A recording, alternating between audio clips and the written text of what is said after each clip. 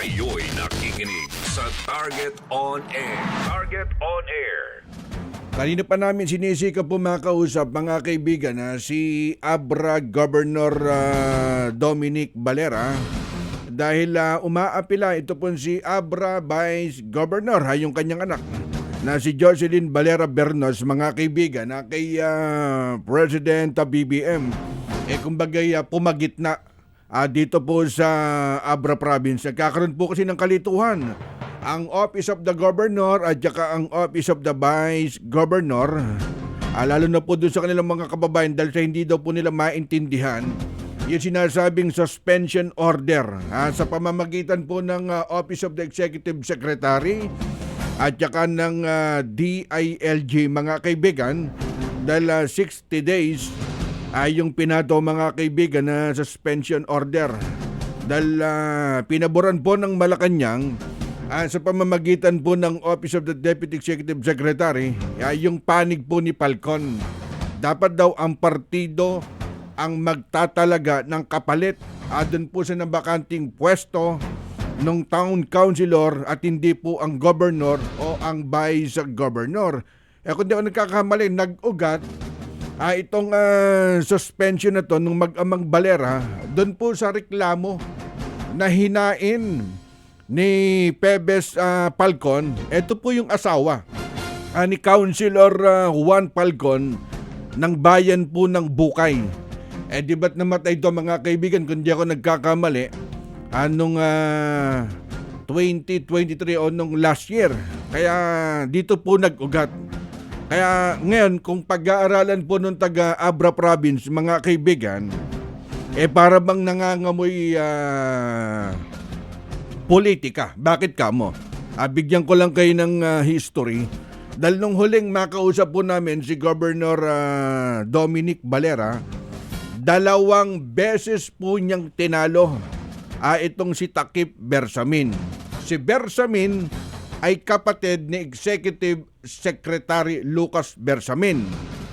At ito pong si Bersamin, mga kaibigan, nung last election, nakakuha lang ng 63,478 po na boto. At itong si Governor Nick Valera, mga kaibigan, 74,288. Sa madaling salita, lumamang po siya ng 10,000. Ito naman anak ni Governor Dominic na si Vice Governor Joy Bernos Valera, nakalaban naman si Chari Bersamin. Si Bersamin nakakuha lang na pinakamababang boto na 34,123. Ito naman si Vice Governor Joy Bernos Valera, nakakuha po ng 102,283 na boto. Sa madaling salita, mga kaibigan, lumamang po ng 68,000 na boto. Ito pong si Vice Governor Joy.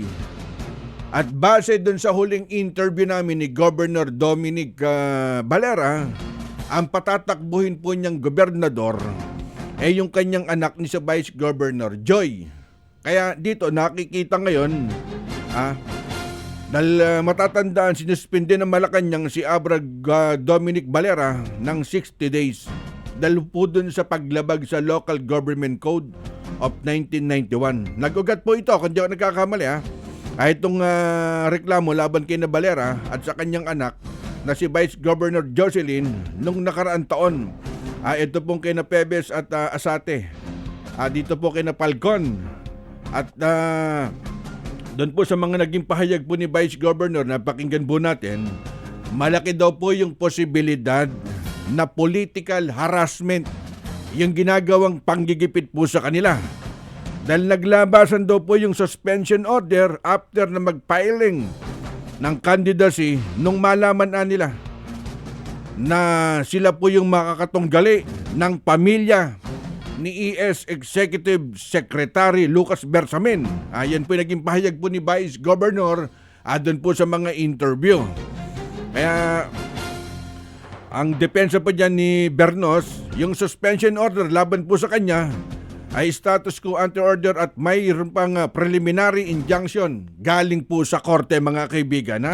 Kasi ang ginawa daw ng DILG, kahit na andun pa, yung nakaupo na duly elected na Vice Governor ng Abra, nagdeklara ang DILG na bakante yung upuan ng Vice Governor at bigla na lamang po nag-appoint sila ng acting Vice Governor, ha?